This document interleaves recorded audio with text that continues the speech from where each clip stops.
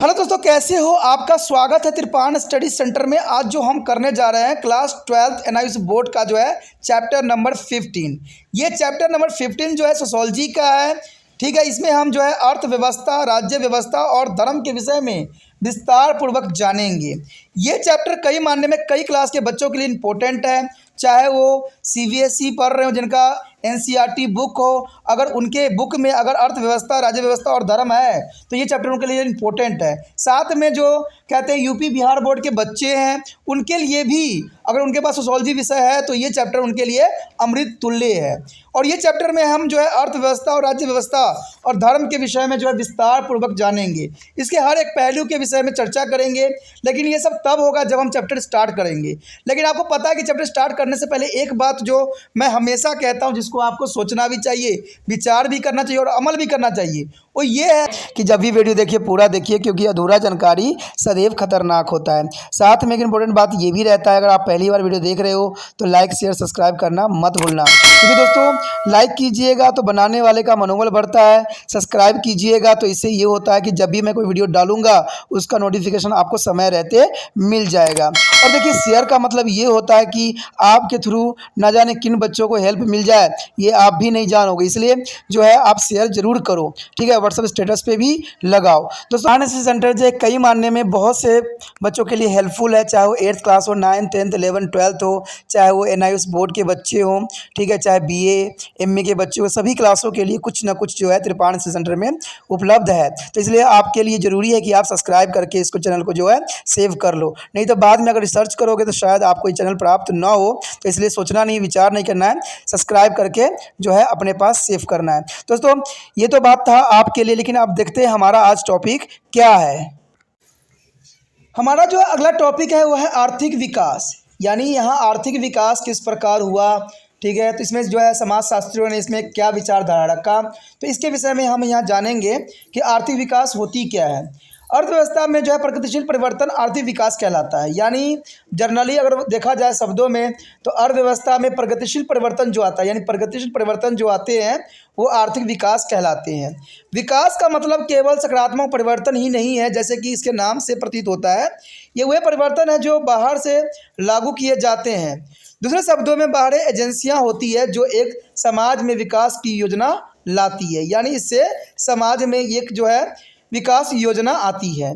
कहते हैं 20वीं शताब्दी के मध्य में विकास का विचार लोकप्रिय हुआ और सामाजिक मानव शास्त्रियों और समाजशास्त्री इस बात से चिंतित थे कि आदिवासी और कृषक समाज कमजोर हो रहे थे। उनकी बिगड़ती हुई दशा का जो कारण बाहरी दुनिया के साथ संपर्क था, और जिसमें इन समाजों को खराब स्थिति में डाल दिया था। तो इस बाहर की दुनिया ने इन समाजों का शोषण भी किया और उनके स्वतंत्रों को त्रासदी भी की स्थिति ला दिया। ऐसा सोचा गया कि अगर इस लोगों की जो भला नहीं हो सोचा गया तो समाप्त हो जाएगा। इसी बेचारे की विकास की प्रक्रिया को मार्ग दिया, यानी यहीं से जो है विकास का जो है प्रक्रिया स्टार्ट हुआ। क्योंकि आपको पता है, अगर 20वीं शताब्दी की हम बात करें तो वहाँ पर जो था बहुत ही समाज अपनी बिगड़ती हुई दशा को रिप्रेजेंट कर रहा था, क्योंकि सारी दशाएं बिगड़ गई थी। और इसका कारण जो था पश्चिमी समाज था, जिसने हमारी दुनिया पर काफ़ी इफ़ेक्ट किया था। और दूसरी दुनिया के जो लोग आए हुए थे उन्होंने हमारा बहुत शोषण किया। ठीक है, चाहे इंग्लैंड वालों ने हमारी देश में तो त्राही मचा दिया, जिसके वजह से यहाँ की अर्थव्यवस्था बिल्कुल समाप्त सी हो गई। लेकिन सभी ने इसमें समाज विकास के लिए आर्थिक चीज़ों का जो है रूप से सुचारू रूप से चलाने के लिए इन्होंने सोचा और इसको जो है विकास की प्रक्रिया को मार्ग को जो है प्रस्तुत किया। आर्थिक विकास के बुनियादी लक्ष्य है कि इस बात का प्रयत्न किया जाना चाहिए कि भूख और अभाव को कम कर देना चाहिए या घटा देना चाहिए। तो ये आर्थिक जो है विकास की बुनियाद लक्ष्य आती है। इस बात में बहुत ही कहते हैं बहुत ज़रूरी है, क्योंकि इसमें भूख और जो है अभाव को कम कर देना होता है और घटा देना होता है। यह कोशिश करनी चाहिए कि लोगों को आत्मनिर्भर बनाया जाए। देखिए, जब तक लोग आत्मनिर्भर नहीं होंगे तब तक जो है देश सशक्त और विकसित नहीं हो सकता है। और ये देखा जाना चाहिए कि वे बाहर की सहायता के बिना अपने बुनियादी लक्ष्यों को पूरा कर सके।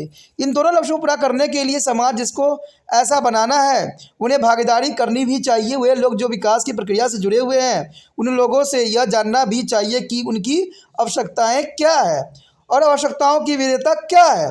अगर हम आवश्यकताओं को नहीं जानते हैं तो यह संभव है कि हमारा विकास के कार्यक्रम अस्वीकृत हो जाएंगे। तो इसमें कोई दो राय नहीं है। इसमें साफ शब्दों में ये बात यहाँ बताने की कोशिश किया गया है कि जो विकास की प्रक्रिया है उनमें हर एक लोगों को जुड़ना पड़ेगा और इसके लिए उनको आत्मनिर्भर होना पड़ेगा। जब तक व्यक्ति खुद आत्मनिर्भर नहीं होता है वो सशक्त नहीं बन सकता है। जब वो सशक्त नहीं बनेगा तो देश भी जो है सशक्त नहीं बन सकता है, क्योंकि हर लोग को यहाँ की जो समस्या है वो यही होती है, बेरोजगारी। और वो बेरोजगारी के कारण जो है सही रूप से अपने आप को नहीं डाल पाते हैं और वो गलत राहों पर ही चले जाते हैं। इसे सरकार का जो बुनियादी लक्ष्य होती है वो होनी चाहिए कि लोगों को आत्मनिर्भर कैसे करें, और आत्मनिर्भर तभी हो सकते हैं जब अपना ही जो कार्य है वो करे, और इसमें ही जो है सरकार को इस बात के लिए संभावनाएं जो है विकसित करने की ज़रूरत है। उसके पश्चात हमारा है राजनीतिक व्यवस्था। ये पॉइंट बहुत इंपॉर्टेंट रहेगा कि राजनीतिक व्यवस्था क्या है और राजनीतिक व्यवस्था हमारे लिए क्यों जरूरी है और राजनीतिक व्यवस्था किस प्रकार होनी चाहिए।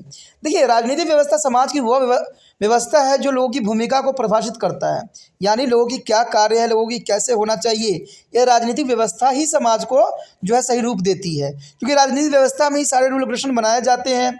यह भूमिका कानून और व्यवस्था को बनाए रखने के लिए होती है, जहाँ पर कानून को भी एक रूप दिया जाता है और इससे जो होता है समाज में लागू किया जाता है और इन्हीं रूल रेगुलेशन पे जो है आगे उनको चलना होता है। कहते हैं दूसरी ओर समाज को कार्य को नियंत्रण भी करती है, यानी जो भी कार्य होता है, फंक्शन होता है, इसको जो है राजनीतिक व्यवस्था ही नियंत्रण करती है। राजनीतिक व्यवस्था का एक प्रकार यह होता है कि वह कानून व्यवस्था को बनाए रखना। तभी तो कहते हैं समाज में कानून व्यवस्था बनाए रखना अत्यंत आवश्यक होता है। और सरल समाजों में इसका बहुत बड़ा प्रकार्य भी होता है। जटिल समाजों में इसका दूसरा प्रकार्य सामाजिक और आर्थिक विकास के स्रोत को विवरण भी करना होता है। तो इसलिए सामाजिक व्यवस्था जो है बहुत इंपॉर्टेंट है। कहते हैं हमारे समाज में जो आज के समय बिल्कुल ही बदल गया है, जो सामाजिक सुरक्षा प्रदान करना चाहिए वही सामाजिक सुरक्षा को नष्ट कर रहे हैं, उसको बर्बाद कर रहे हैं। तो ये बहुत बड़ी जो है विडंबना आ गई है। लेकिन कहते हैं राजनीतिक व्यवस्था का उद्देश्य यही होता है कि जो है कोई भी जटिल समाज हो चाहे कोई सिंपल समाज हो, उसमें कानूनी व्यवस्था को बनाए रखना ही राजनीतिक व्यवस्था का जो है कर्तव्य होता है। कहते हैं राजनीतिक व्यवस्था का एक महत्वपूर्ण अंग राज्य है। देखिए, राजनीतिक व्यवस्था अगर है तो उसका सबसे अच्छा इंपॉर्टेंट अंग जो है राज्य है। यहाँ हमें यह ध्यान में रखना चाहिए कि कुछ समाजों में राज्य जैसी कोई संस्था नहीं होती है। तो इसमें कोई बुराई भी नहीं है। बहुत से ऐसे देश है जहाँ पर समाजों में राज्य जैसी कोई संस्था नहीं होती है। शिकार और खाद्य संग्रह समाजों में, पशुचारण और कृषक समाजों में राजा नहीं होता है और सत्ता का कोई केंद्र भी नहीं होता है। ऐसे समाजों में कोई केंद्रीय प्राधिकार नहीं होता है और ऐसा भी नहीं होता है कि समाजों में कोई सरकार हो या कानूनी व्यवस्था हो। जैसे आप इसका जो है कई तरह से जो है आप जनजातियों में देख सकते हो, इन चीज़ों की जो है पूरी तरह आप देखने को आपको मिलेगा। ये भी नहीं होता है कि श्रम विभाजन के नाम पर इन समाजों में न वर्ग होता है और न गरीब और धनी लोग। तो यानी यहाँ पर कुछ भी नहीं होता, न गरीब होता है न धनी लोग होते हैं, ठीक है, न यहाँ पर श्रम विभाजन होता है, न कोई कानून व्यवस्था होती है। तो ऐसे नहीं होता है कि कुछ लोगों में विशेष अधिकार हो और कुछ ही को नहीं। ये समाज उन समाजों में भिन्न होते हैं जिनके पास कोई केंद्रीय प्राधिकार हो, सरकार हो, कानून व्यवस्था वर्ग हो। राज्य ही समाजों में जो आदिवासी पाए जाते हैं वो है ऑस्ट्रेलिया के मूल निवासी याको और इवो, इजराइल के पूर्व अफ्रीका के मसाई और नानांदी, सूडान के न्यूरेर और सरल समाजों में अफ्रीका के जुलू। इन समाजों में इन सारी व्यवस्था का जो है लोप हो चुकी है। वहाँ पर ऐसी कोई व्यवस्था देखने को नहीं मिलती है। ना तो यहाँ सरकार होती है, ना कोई श्रम विभाजन होता है, ना कोई कानून रूल रेगुलेशन होती है, ना ही यहाँ पे प्रतिस्पर्धा होती है, ना ही कोई गरीब होता है, ना कोई धनी होता है। यहाँ पर इनका सिर्फ लक्ष्य ये होता है कि अपना 2 वक्त की रोटी कैसे जुटाया जाए, कैसे एकत्र किया जाए और अपना जीवन कैसे यापन किया जाए। तो ये सारे के सारे जो ऑस्ट्रेलिया जैसे विकसित देश में भी इस तरह के जो है जनजाति पाई जाती है, चाहे वो अफ्रीका हो चाहे नाइजीरिया हो, ठीक है, इन सभी जगह जो है इस तरह की जनजाति पाई जाती है, जो कि बहुत ही इम्पोर्टेंट बात आती है।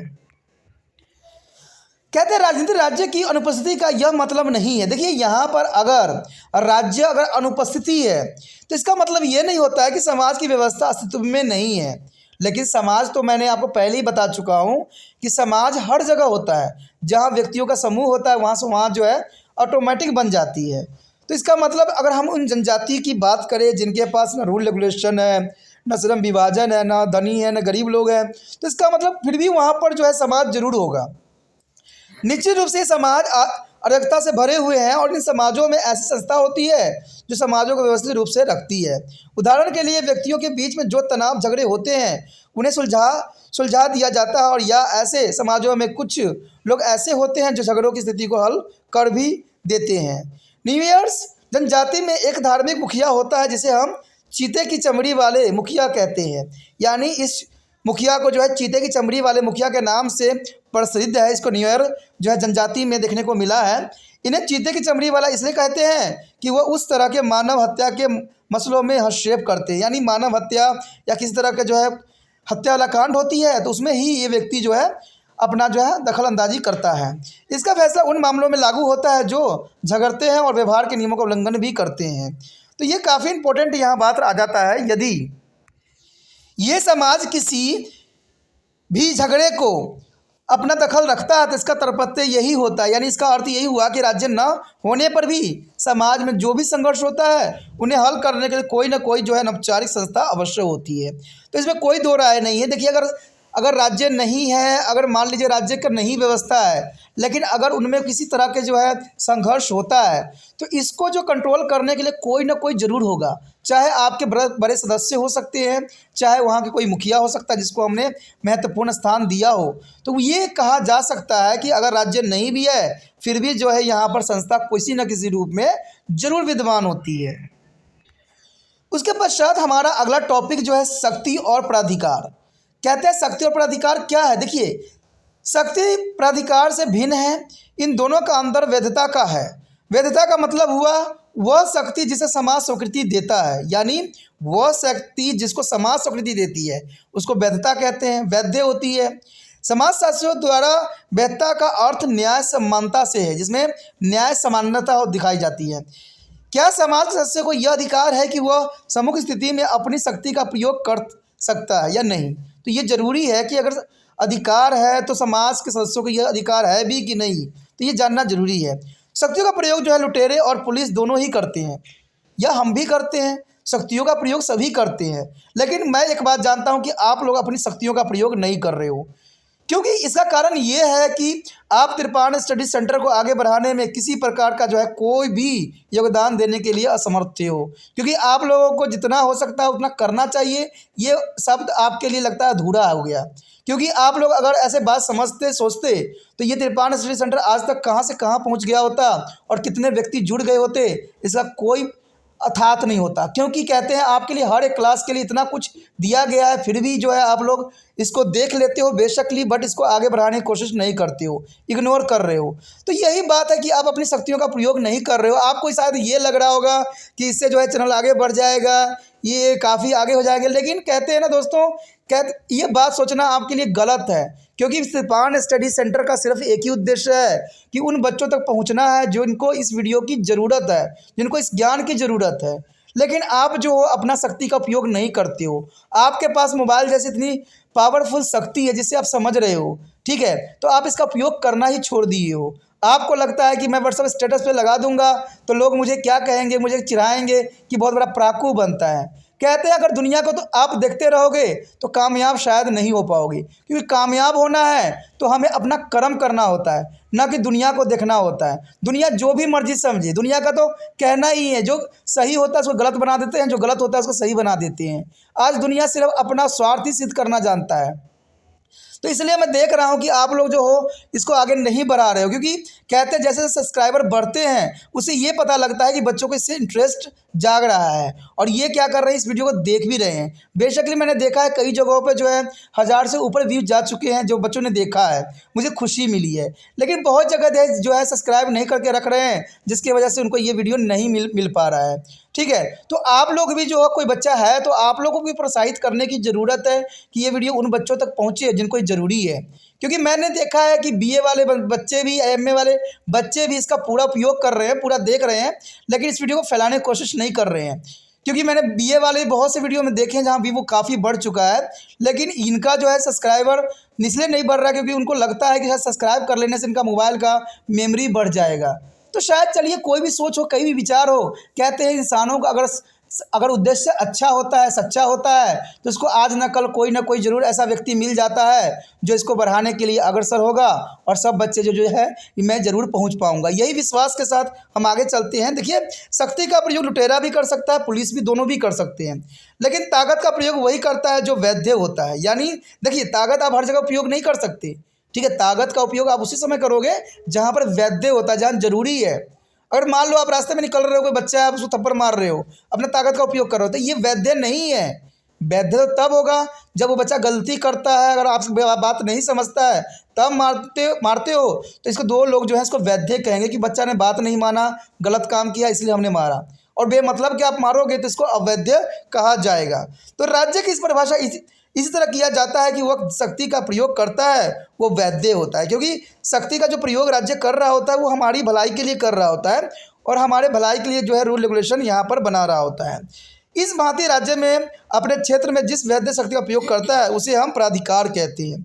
यानी प्राधिकार तो आप समझ ही गए होंगे कि राज्य में क्षेत्रों में जिस वैध शक्ति का उपयोग, यानी वैध जो जरूरी है, जो अनिवार्य है, अगर उस शक्ति का प्रयोग करता है तो उसे हम प्राधिकार कहते हैं। कहते हैं ऐसी स्थिति में शक्ति का जो है मतलब अधिकार से नहीं होता है। वास्तव में प्राधिकार वह होता है जो वैध शक्ति को काम में लाता है, यानी वैध शक्ति को सदैव ही काम में लाया जाता है। कहना यह चाहिए कि वैध प्राधिकार में जोर वैधता पर होती है निर्धारित।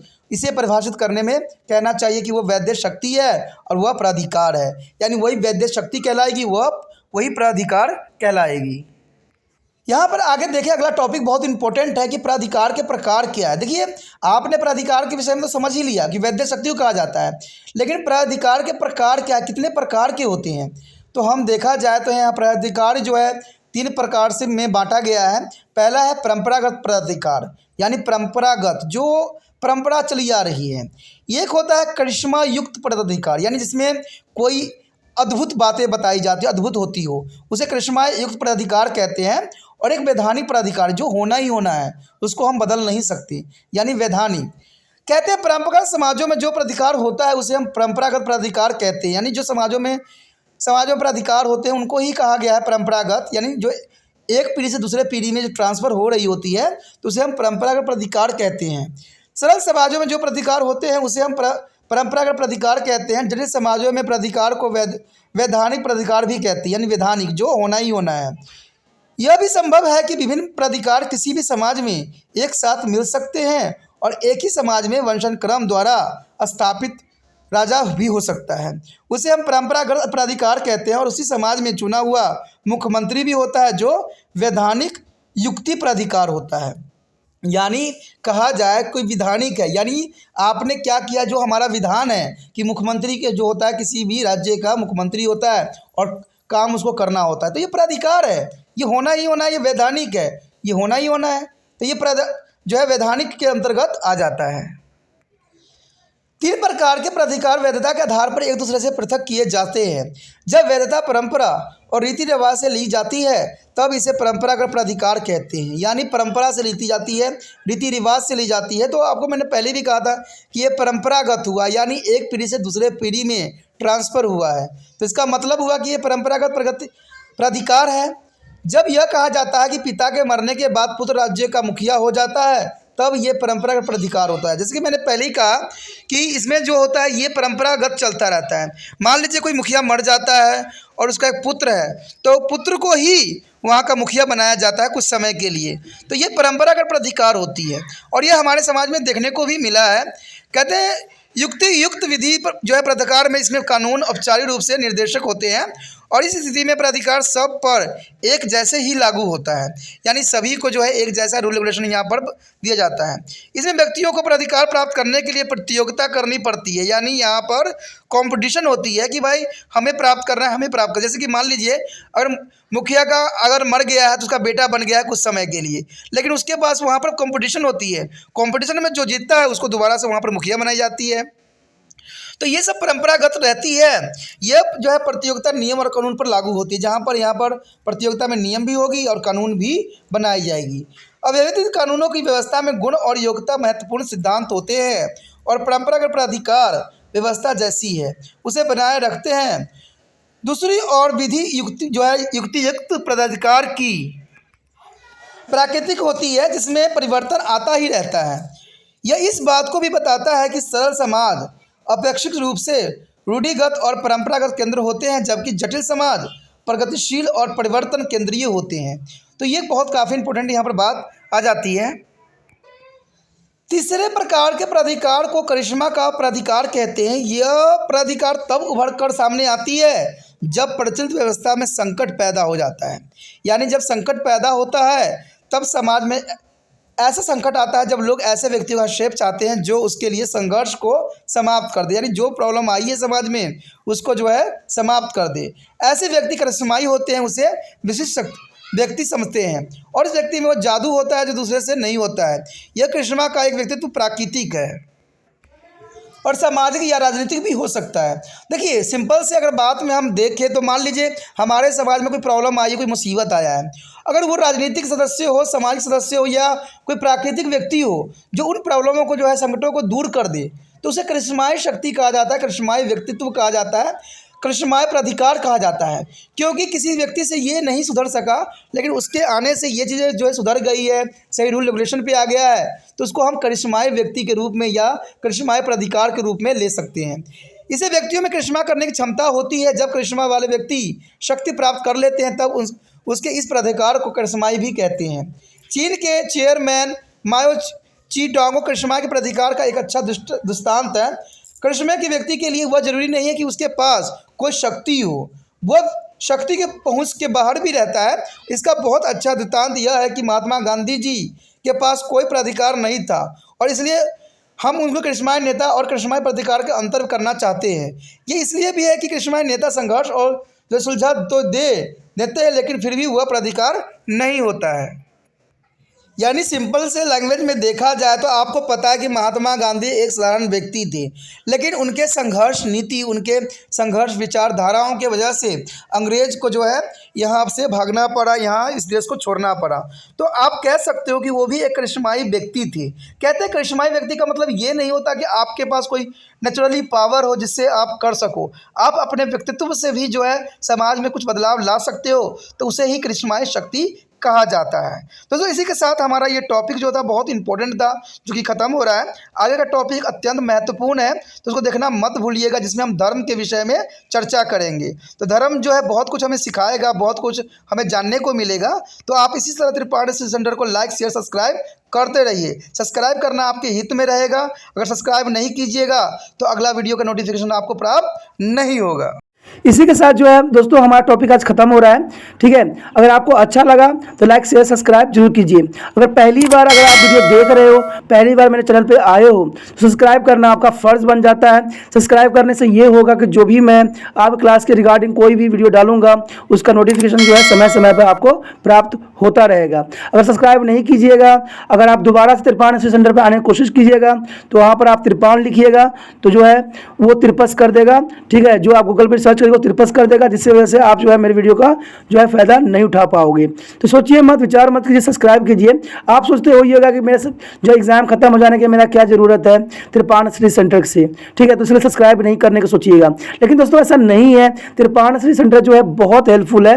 क्योंकि ये जो है आपके 8th class 9th 10th 11th 12th जो आर्ट्स के सब्जेक्ट को कवर करता ही है, प्लस जो है ये NIC बोर्ड के जो है 10th प्लस 2 को भी कवर करता है। साथ में BA जो है फर्स्ट ईयर से लेकर 6 सेमेस्टर तक बच्चों के लिए ये अग्रसर रहेगा आर्ट्स सब्जेक्ट में। तो सोचिए नहीं, विचार नहीं कीजिए, काफ़ी जो है त्रिपाठी स्टडी सेंटर का फ़ायदा ही फ़ायदा है। ठीक है, अगर आप मुझे प्रोत्साहित करोगे तो आपके लिए मैं तरह तरह के वीडियो बनाऊंगा जो आपको फ़ायदा पहुँचाएगा। एग्ज़ाम के तौर पर मैं आपको जो है पेपर भी आपको सोल्यूशन करके दिखाऊंगा जो आपके लिए फ़ायदेमंद रहेगा। अगर नहीं सब्सक्राइब कीजिएगा, मेरा मनोबल घटेगा, तो हो सकता है कि आपको फिर दोबारा मैं ना वीडियो बनाऊं और आपको फ़ायदा ना पहुंचाऊं। तो अभी भी नहीं सोचिए, मेरा जितना आप फैलाइएगा, जितने दूसरे बच्चों के साथ शेयर कीजिएगा, उतना जो है मैं आपके लिए कार्य करने में अग्रसर रहूँगा। ठीक है दोस्तों, इसे सोचिए मत, विचार मत कीजिए, अभी सब्सक्राइब कीजिए और अपने व्हाट्सएप स्टेटस पर लगाइए और दूसरे बच्चों के साथ भी शेयर कीजिए। ठीक है दोस्तों, अपना ध्यान रखना। बाय।